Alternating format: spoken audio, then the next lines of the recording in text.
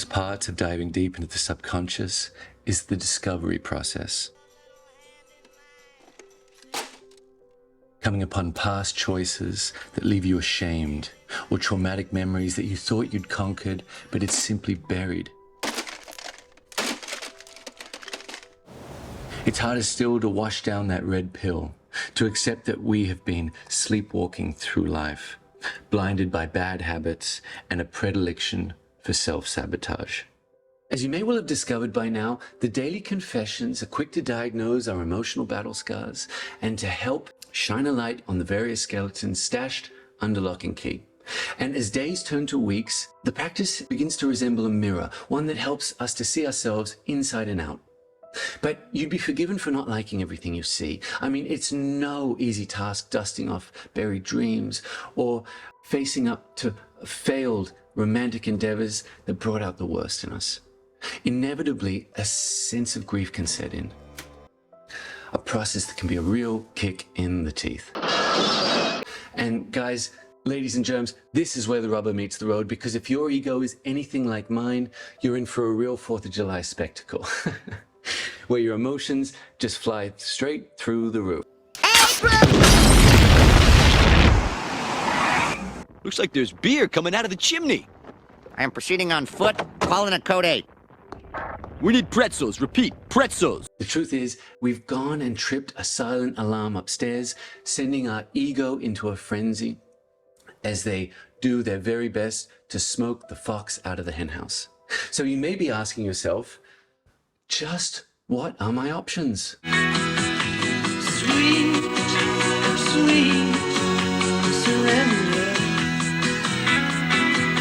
Sweet, sweet surrender. That's right, Rod Stewart is so much more than a pretty face and knows from lived experience that the only way forward is to wave the white flag.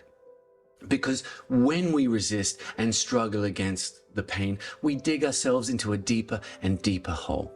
And trust me when I tell you, it is no cakewalk trying to get back out again. Anyone? Could someone call an ambulance? I'm in quite a lot of pain. Okay. Sweet surrender is not only the most effective option, it's also a foundational pillar of Stoicism. Cashback.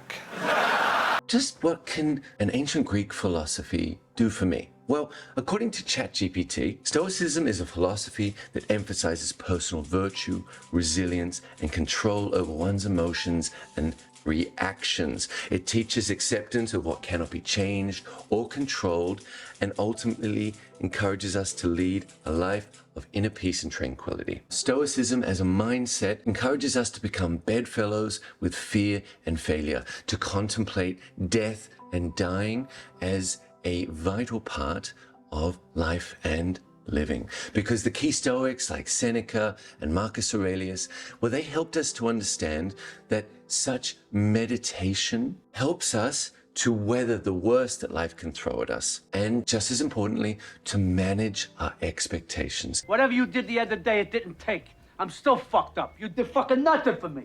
I mean, Rick Rubin in his stellar book, The Creative Act, builds off the Stoic mindset by offering a chapter on connected detachment. It helps to remember that the most interesting characters, take the ones from your favorite books, movies, TV shows, or anime serials, are deeply complex and layered personalities precisely because they have confronted and surmounted endless hardship and lived to tell the tale. I mean, look, just ask one of the greatest living actors of all time, Sir Michael Caine. And I said, I'm sorry, sir, I can't get in. He said, what do you mean? There's a chair there. He said to me, use the difficulty. I said, what do you mean? He said, well, if it's a comedy, fall over it. If it's a drama, pick it up and smash it. He said, use the difficulty. Now, I took that into my own life. You ask my children. They say, directly, anything bad happens, they go, we've got to use the difficulty. How can we work? What can we get out of this, you know? Use the difficulty.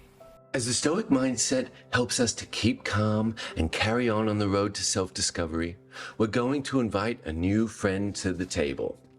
Back of the net.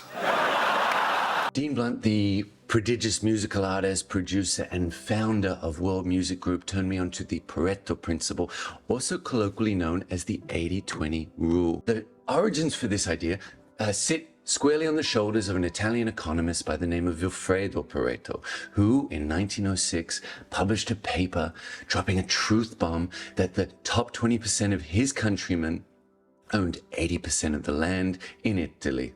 Yet it was Joseph M. Duran, a management consultant, who turned water into wine in the 1940s, deducing that the 80-20 rule was the equivalent of a stone dropped in a park pond. Now, what does this have to do with you? Because 80% of the results stem from 20% of our efforts, which brings us back to you. Because guys, when we accept and eliminate the worst habits and we cut out the most toxic elements and energy from our life, we spawn a ripple effect of our own, and we get one step closer to the beauty of our dreams. So guys, if you take one lesson from today, it's this: never give up.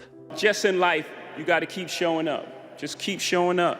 Forget the Grammys. You got to keep showing up until they give you all those accolades you feel you deserve, until they call you chairman, until they call you a genius, until they call you the greatest of all time.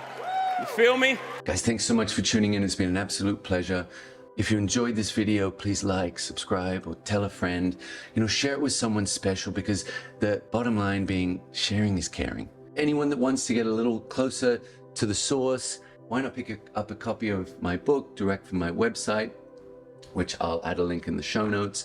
And guys, any questions or concerns, please get in touch. I want to know how you're going, how you're feeling, because the truth is we're in this together. Thanks for tuning in. See you next week.